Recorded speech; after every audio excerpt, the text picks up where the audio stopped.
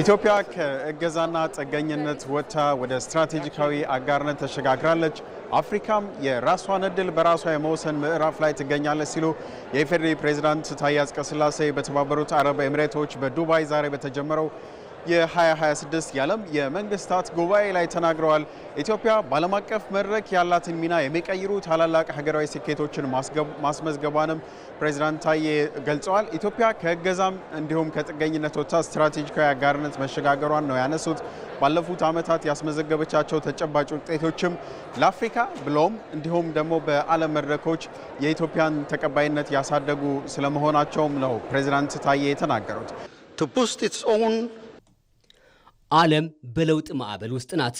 ለአፍሪካ ደግሞ ይህ ወቅት የታሪክ አቅጣጫን የምንቀይርበት ወሳኝ ምዕራፍ ነው። እኛ የለውጥ ታዛቢዎች ብቻ ሳንሆን የገዛ ዕጣ ፈንታችን ዋና አርክቴክቶች ነን።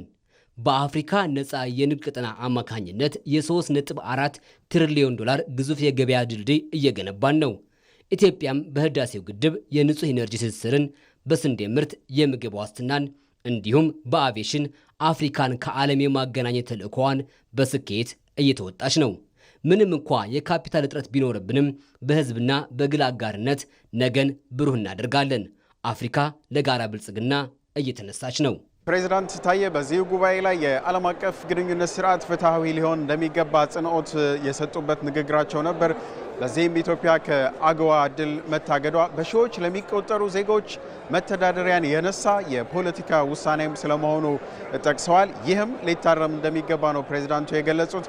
አፍሪካ በአሁኑ ወቅት በሀያላን ሀገራት መካከል ወገን እንድትመርጥ ልትገደድ አይገባም ሲሉም ፕሬዝዳንት ታዬ በዚህ ጉባኤ ላይ አንስተዋል። ኢትዮጵያ ጥቅሟንና ሉዓላዊነቷን ባከበረ መልኩ ከማንኛውም ወገን ጋር ለመስራት ዝግጁ ስለመሆኗም ፕሬዝዳንቱ በዚሁ ጉባኤ ላይ አንስተዋል። አፍሪካ ከዓለም ጋር ያላት ግንኙነት በእምነት ላይ ሊመሰረት ይገባል። ሆኖም የኢትዮጵያ ከአገዋ መገለልና የ500 ሺህ ሴቶች የሥራ ማጣት ግንኙነታችን ምን ያህል ሚዛኑን ያልጠበቀ እንደሆነ ያሳያል። ይህ ውሳኔ እንዲታረም እንጠይቃለን። አፍሪካ ወዳጅ ወይም ጠላት የመምረጥ ግዴታ ውስጥ መግባት አትፈልግም። አቋማችን ከጋራ ጥቅም ጎን መቆም ነው። አሮጌው አግላይ አስተሳሰብ አብቅቶ በአዲስ መንፈስ አብረን እንስራ። 3 ቀናት በሚቆየው በዚህ ጉባኤ ላይ የተለያዩ ምሁራን እንዲሁም ሳይንቲስቶች የተለያዩ ጥናቶችን ያቀርባሉ ተብሎ ይጠበቃል። መሐመድ አልቃድር ነኝ ከተባበሩት አረብ ኤሚሬቶች ዱባይ።